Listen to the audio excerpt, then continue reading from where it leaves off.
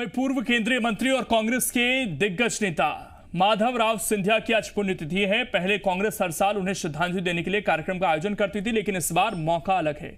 माधवराव के बेटी ज्योतिरादित्य सिंधिया बीजेपी में शामिल हो गए हैं, इसलिए बीजेपी भी माधवराव सिंधिया को अपनी बपौती समझ रही है। बीजेपी नेताओं ने इंदौर में माधवराव सिंधिया को सच्चा जनसेवक बताते हुए माल्यार्पण किया, तो कांग्रेस ने बीजेपी को दोहरा चरित्र बताते हुए सिलावट पर निशाना साधा। वहीं ग्वालियर में कांग्रेस नेताओं ने प्रभात फेरी निकालते हुए महल गेट पर माधवराव सिंधिया की प्रतिमा पर माल्यार्पण किया।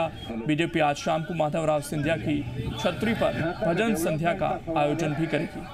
तो दोनों तरफ की तस्वीरें आप देख सकते हैं। एक तरफ बीजेपी नेताओं का माल्यार्पण, जिस पर कांग्रेस ने सवाल उठाए हैं। हालांकि कांग्रेस कार्यकर्ताओं ने भी प्रभात फेरी निकाली आज, और दोनों ही माधवराव सिंधिया के नाम पर केवल और केवल फिलहाल राजनीति करते हुए दिखाई दे रहे हैं, जबकि महल के खिलाफ दोनों ही पार्टियों ने बोलने में कोई कसर नहीं छोड़ी है।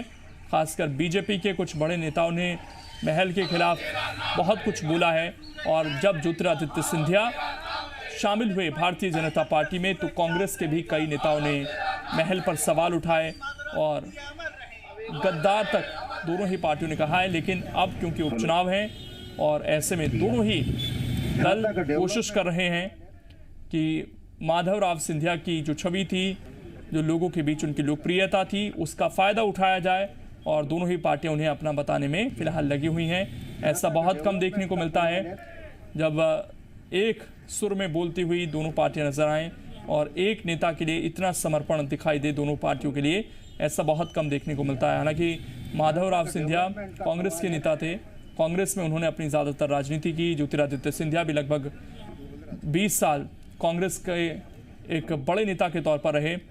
हमारे साथ संदीप इस वक्त जुड़ गए हैं। संदीप, उपचुनाव का मौका है और बहुत कम देखने को मिलता है जब किसी एक नेता के प्रति दोनों ही पार्टियों का इतना गहरा समर्पण दिखाई दे।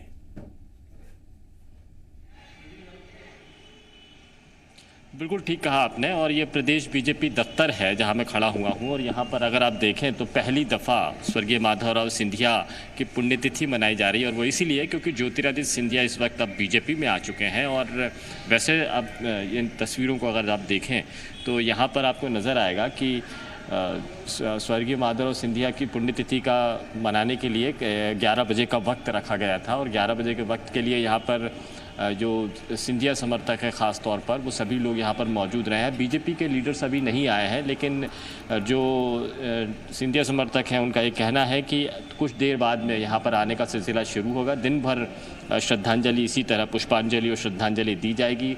दोपहर बाद में यहाँ पर ज्योतिरादित्य सिंधिया के भी आने का कार्यक्रम है। दोनों तरफ से ये मनाया जा रहा है। दोपहर 12 बजे प्रदेश कांग्रेस दफ्तर में भी इसी तरह का आयोजन किया जा रहा वाला है।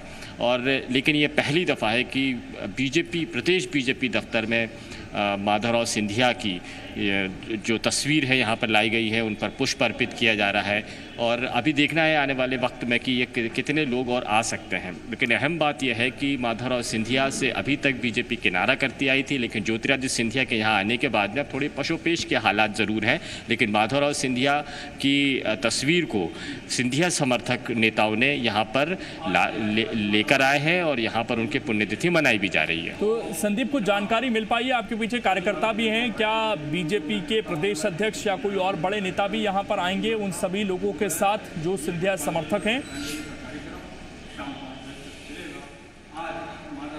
देखिए, ये सवाल हमने उनसे किया था, और उन्होंने ये कहा कि ये कार्यक्रम उनके द्वारा घोषित है, और उन्होंने अपने इस कार्यक्रम की सूचना अपने प्रदेश कार्यालय में दी थी, कार्यालय मंत्री को दी थी, और दूसरे जो जिम्मेदार पदाधिकारी हैं उनको यहाँ पर दी थी।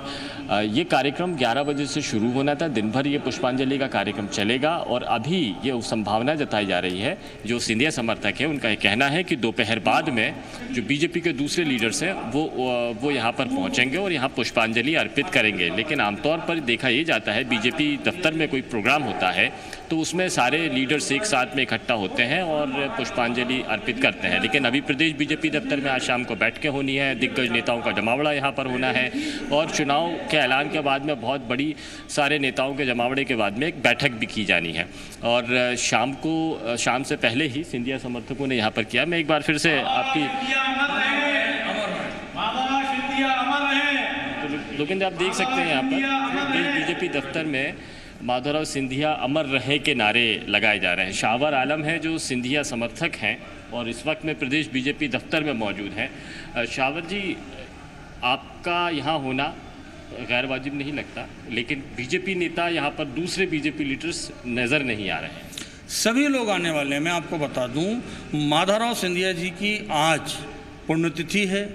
और कौन माधवराव सिंधिया जी? जिन्होंने पहला चुनाव जनसंघ से ही लड़ा था, जिनकी माता श्री राजमाता सिंधिया जी भारतीय जनता पार्टी और संघ की संस्थापकों में रहीं। वो सिंधिया जी जो आज, जिनके नेतृत्व में हम सभी लोगों ने भारतीय जनता पार्टी को ज्वाइन किया और उनकी विचारधारा पर चल रहे हैं, आज उनकी पुण्यतिथि है।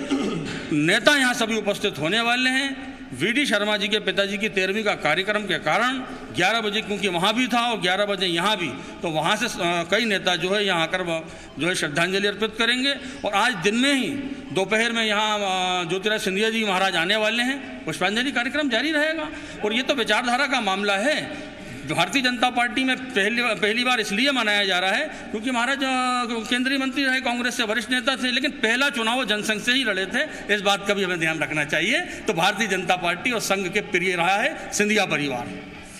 लेकिन मैं आपकी बात लौटूंगा संदीप। जेपी धनोपिया जी इस वक्त हमारे साथ जुड़ गए हैं। जेपी धनोपिया जी, बहुत स्वागत है आपका जी मध्य प्रदेश छत्तीसगढ़ पर। और आज भारतीय जनता पार्टी माधवराव सिंधिया की पुण्यतिथि मना रही है सर। इससे पहले ऐसा देखा नहीं जाता था, लेकिन अब सियासत बदली नजर आ रही है। दोनों ही पार्टियों के सिंधिया हो गए लग रहा है। ऐसा है एक्चुअली भारतीय जनता पार्टी को तो तिनके का सहारा वाली स्थिति है। उनको ज्योतिराज सिंधिया जी चूंकि उनकी पार्टी में आ चुके हैं, तब वो चाहते हैं कि पूरे परिवार को ही अपना वो कर लें, तो करें, हमें इसमें कोई आपत्ति नहीं है। माधवराव सिंधिया जी सर्वविदित है कि इस देश में कांग्रेस के वरिष्ठ नेता थे। उन्होंने देश की राजनीति अपना एक महत्वपूर्ण स्थान बनाया था। केंद्रीय मंत्रिमंडल में शामिल रहे, रेल मंत्री जैसे पद पर रहे और उनका नेहरू गांधी परिवार के साथ बहुत नजदीकी थी और कांग्रेस पार्टी में उनकी बहुत के प्रति लोगों की निष्ठा उनके साथ थी। और मैं समझता हूँ वो तो अच्छे एक व्यक्ति थे, अच्छे नेता थे। और राज परिवार से होने के बावजूद भी उन्होंने कभी राज परिवार की चसक नहीं दिखाई थी लोगों को। ये बहुत महत्वपूर्ण बात है और मैं इस अवसर पर उनके चरणों में श्रद्धा समर्पित करता हूँ। और प्रदेश कांग्रेस कमेटी में भी कार्यक्रम आयोजित होना है और निश्चित रूप से कांग्रेस जन उनको आज याद कर रहे हैं और उनके प्रति श्रद्धा समर्पित करते हैं।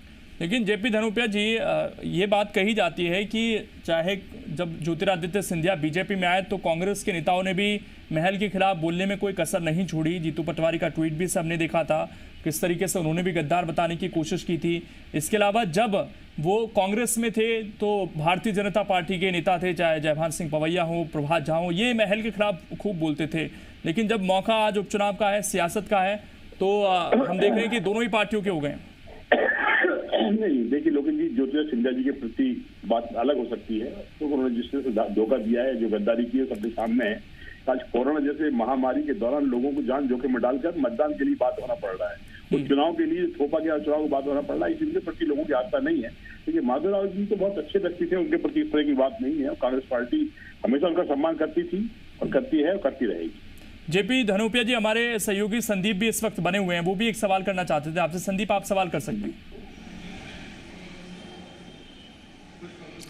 सवाल धनुपिया जी ये है कि प्रदेश बीजेपी दफ्तर में भी मनाई गई है और अब ये कहा जा रहा है खासतौर पर सिंधिया समर्थकों के द्वारा कि माधवराव सिंधिया की पुण्यतिथि प्रदेश कांग्रेस दफ्तर में नहीं मनाई जाती थी। केवल सिंधिया समर्थक ही मौजूद थे, जो 2002 से जिसकी शुरुआत हुई थी।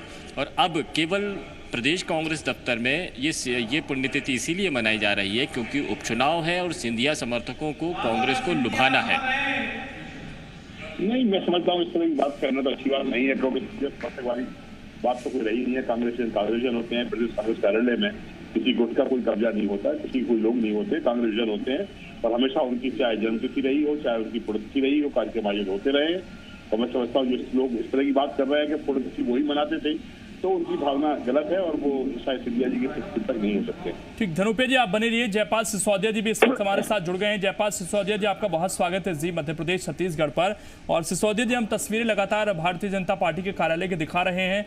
वहाँ पर माफ कीजिएगा, राजपाल सिसोदिया हमारे साथ जुड़े हैं। राजपाल जी, हम तस्वीरें लगातार दिखा रहे हैं, बहुत कम लोग हैं अभी जो एक तस्वीर लगाई गई है। क्या भारतीय जनता पार्टी के बड़े नेता पहुंचेंगे श्रद्धांजलि अर्पित करने के लिए वहां पर, या अभी तक तो ऐसा लग रहा है कि जो सिंधिया समर्थक लोग आए हैं वही कार्यक्रम में शामिल हो रहे हैं?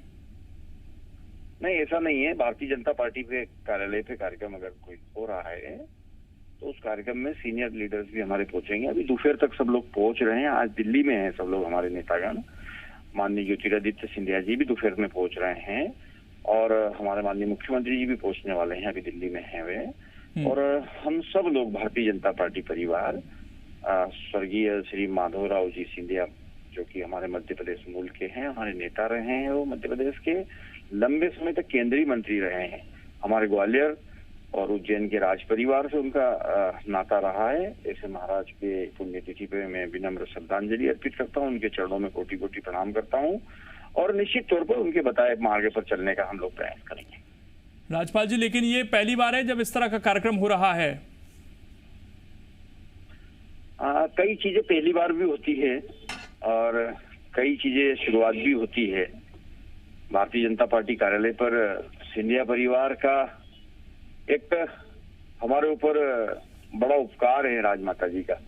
भारतीय जनता पार्टी की वो संस्थापक, जनसंघ की संस्थापक सदस्य में से एक रही है और इस पूरे परिवार का, सिंधिया परिवार का भारतीय जनता पार्टी के प्रति बड़ा योगदान है। चाहे फिर राजस्थान की मुख्यमंत्री के रूप में वसुंधरा राजे जी का योगदान पूर्व मुख्यमंत्री के रूप में पार्टी के लिए रहा है, यशोधरा राजे जी हमारी माननीय मंत्री है मध्य प्रदेश। राजपाल जी, हमारे सहयोगी भी जुड़े हुए हैं, संदीप, वो भी सवाल करना चाहते हैं। संदीप, आप सवाल कर सकते हैं।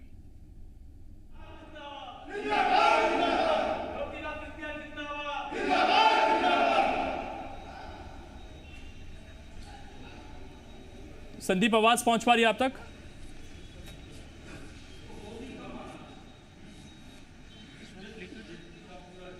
जी, सवाल ये है यशपाल जी से कि अभी तक सिंधिया जी की तस्वीर भी नहीं आती थी, लेकिन अब पहली दफ़ा सिंधिया की तस्वीर यहाँ पर आ रही है और ये केवल इसलिए क्योंकि वो ज्योतिरादित्य सिंधिया के पिता है, उनका एक बड़े समर्थक जो ज्योतिरादित्य सिंधिया के साथ में है। तो आखिर ये बदला हुआ रवैया क्यों? क्योंकि माधवराव सिंधिया को लोग और जनता कांग्रेस लीडर के तौर पर जानती थी। जी राजपाल जी, भारतीय जनता पार्टी के कार्यालय पे अगर कार्यक्रम हो रहा है तो निश्चित तौर पर कहीं न कहीं उनके उस महापुरुष को नमन करने के लिए जो कार्यक्रम हो रहा है, सिंधिया जी के भाजपा में आ जाने की वजह से हो रहा है, ऐसा नहीं है। जैसा कि मैंने बताया पहले भी, अभी थोड़ी देर पहले भी, कि सिंधिया परिवार विशेष करके राजमाता जी और सभी लोगों का जिस प्रकार से वसुंधरा राजे जी, यशोधरा राजे जी, इन सब लोगों का जिस प्रकार से भारतीय जनता पार्टी के प्रति समर्पण रहा है, जो उनका त्याग रहा है, निश्चित तौर पर जो है श्रद्धा के केंद्र है हम लोगों के। और जहाँ तक माधवराव सिंधिया जी की बात है तो माधवराव सिंधिया जी ने मध्य प्रदेश का लंबे समय तक प्रतिनिधित्व करने का काम किया है। वे हमारे माननीय केंद्रीय मंत्री रहे हैं और मध्य प्रदेश के एक बड़े नेता रहे हैं और उन्होंने मध्य प्रदेश के लिए और यहाँ की धरती के लिए बहुत कुछ करने का काम किया है। ठीक है, शुक्रिया आपका राजपाल सिसोदिया जी जुड़ने के लिए। जेपी धनोपिया जी आपका भी, संदीप भी जुड़े हुए थे हमारे साथ। संदीप, आपका भी शुक्रिया। तो उपचुनाव भी है और इस लिहाज से इसे राजनीतिक चश्मे से भी देखा जा रहा है इस पूरे कार्यक्रम को। फिलहाल छोटा सा ब्रेक, जल्द वापस लौटेंगे।